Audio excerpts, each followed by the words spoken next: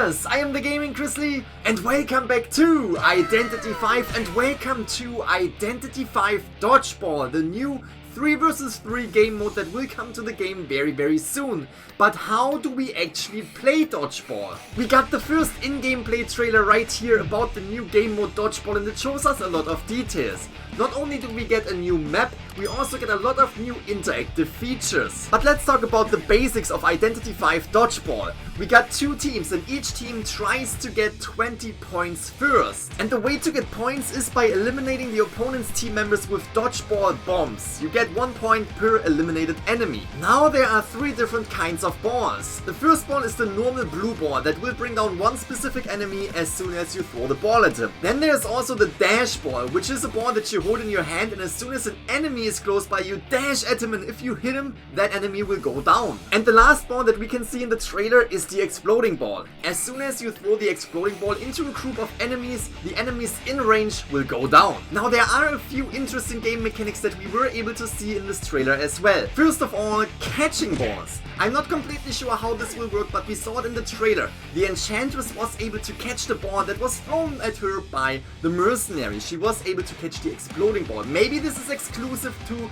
the exploding ball, because the exploding ball could have, for example, a timer like the Guard 26's bomb. Let's just say 5 seconds. You have 5 seconds to throw that ball to another enemy and the enemy can throw it back at your team, back and forth, back and forth, back and forth. And as soon as the 5 seconds are up, the ball will explode and the one who has the ball in his hands will lose. Second of all, we saw some sort of spawn shield. As soon as you get into the game again, as soon as you're revived, you have a little bit of a spawn shield. We also saw one survivor getting a ball thrown at him and as soon as that ball hit him, he had a shield. So I'm not completely sure how that works, but there will be some sort of shield. The third game mechanic can be found all across the map. Jump pads. You can use the jump pads to get into the air and you can also use a glider. All of the survivors can use gliders.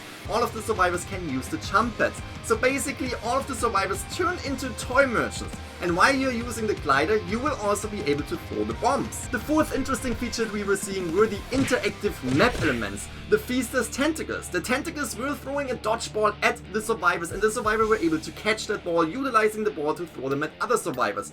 Now the question is, will the tentacles be able to eliminate survivors and give the opponent's teams points? Or will the tentacles work as some kind of ball supply? As soon as you're close to the tentacles and you are not carrying a ball, the Feaster's tentacle could provide you with a ball so you immediately can go after the enemy. And the 5th game feature that was shown in the trailer was the persona trait Flying Wheel. We can use Flying Wheel to, you know, get ahead a little bit. Now this opens up the question if we will have a personalized persona web that is only usable in Dodgeball. For example, some of the survivors can bring the shield, some of the survivors can bring Flying Wheel, and some of the survivors could bring other traits that we haven't seen in the trailer yet. So this is everything that we know so far about the upcoming 3 vs 3 game mode Dodgeball. If you enjoyed this video, make sure to leave me a fat like, a comment in the comment section below. If you're new, subscribe to the Gaming-Grizzly, and I hope you all have a fantastic day. I will see you in the next video. Bye bye!